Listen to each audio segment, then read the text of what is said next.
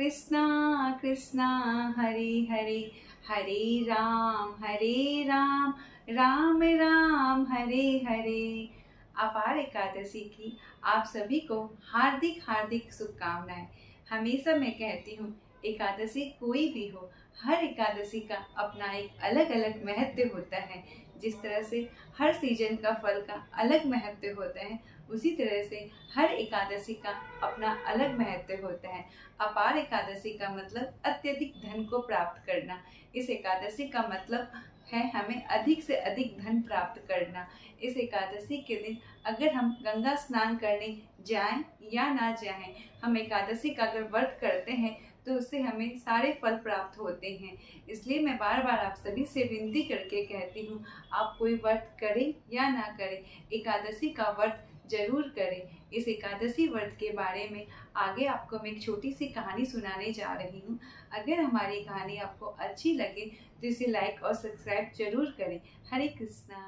अपार एकादशी का आप सभी को हार्दिक शुभकामना।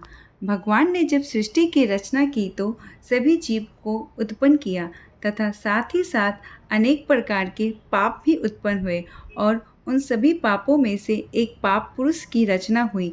एवं जब भगवान ने देखा कि सभी जीव आत्मा का बहुत आसानी से झुकाव पाप की तरफ और उनको बार बार नरक में भेजा जाता है, तो भगवान को दया और उन्होंने अपने शरीर से एकादशी को प्रकट किया, उसका नामकरण किया और फिर एकादशी व्रत के प्रभाव से एकादशी व्रत रखने से लोगों के पाप कर्म कम होने लगे। तब पाप पुरुष परेशान हो गया और तब वो भगवान के पास गया और कहने लगा कि आपने मुझे उत्पन्न किया है और आज एकादशी के प्रभाव से हमारा हर्ष हो रहा है और हम कुछ भी कर नहीं पा रहे हैं। तो भगवान ने कहा, अच्छा ऐसा है, एकादशी का इतना प्रभाव पड़ रहा है तो आप 11वें दिन अन्न में प्रवेश किया करो तो आपका बचाव होगा। अतः हम एकादशी का व्रत रखते तो हैं, हम उन पापों से भी बच जाते हैं जो अन्न के अंदर समाविष्ट है। तो एकादशी का ऐसा व्रत है जिसे रखने से हमारा न केवल हमारे पाप कम होते हैं और आध्यात्मिक रूप से भी प्रगति करते हैं एवं भगवान का भी विशेष कृपा प्राप्त होती है। आज हम अपार एकादशी का महत्व सुनेंगे। युधिष्ठिर महाराज ने भगवान से पूछा कि भगवान, ज्येष्ठ कृष्ण की एकादशी का क्या नाम है और तथा उसका महत्व क्या है, तो कृपया करके कहिए। तब भगवान ने श्री कृष्ण से कहने लगे, हे राजन, यह एकादशी अपार तथा अचार 2 नामों से जानी जाती है।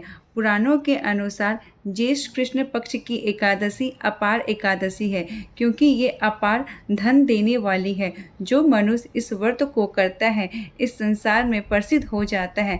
अपार एकादशी के व्रत के प्रभाव से ब्रह्म हत्या, भूत योनि, दूसरों की निंदा आदि के सभी पाप दूर हो जाते हैं।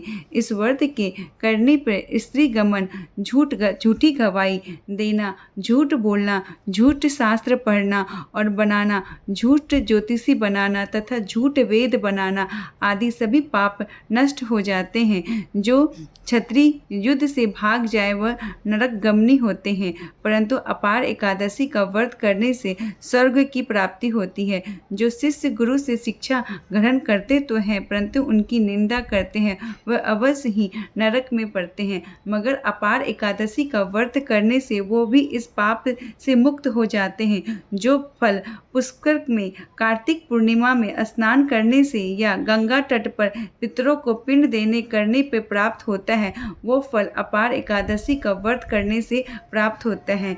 इसलिए प्रचलित कथा के अनुसार प्राचीन काल में मघवा महिध्वज एक धर्मात्मा राजा था। उसका छोटा भाई वज्रध्वज बड़ा ही क्रूर, अधर्मी तथा अन्यायी था। वह अपने बड़े भाई से द्वेष करता था। एक दिन राजा ने अपने बड़े भाई की हत्या करके उसके देह को एक जंगली पीपल के नीचे गाड़ दिया। इसके अकाल मृत्यु से राजा प्रेत आत्मा के रूप में उस पीपल पर रहने लगा और अनेक प्रकार के उत्पात करने लगा। एक दिन अचानक एक दिन अचानक धौम्य ऋषि उधर से गुजरे। उन्होंने प्रेत को देखा और अपने अपने तपोबल से उसके अतीत को जान लिया। तब और अपने तपोबल से प्रेत उत्पात का कारण समझा। ऋषि ने प्रसन्न होकर उस प्रेत को पीपल के पेड़ से उतारा। तब परलोक विधि के उपदेश दिया।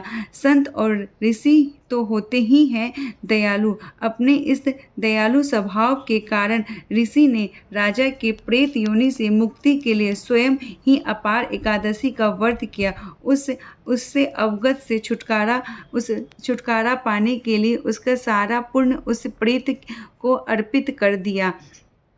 इस पुण्य के प्रभाव से राजा को प्रेत योनि से मुक्ति हो गई और वह ऋषि को धन्यवाद देते हुए दिव्य देव धारण कर पुष्प बयान में बैठकर स्वर्गलोक को चला गया। हम सभी अपार एकादशी के महत्वपूर्ण अवसर का यूं ही ना जाने दें।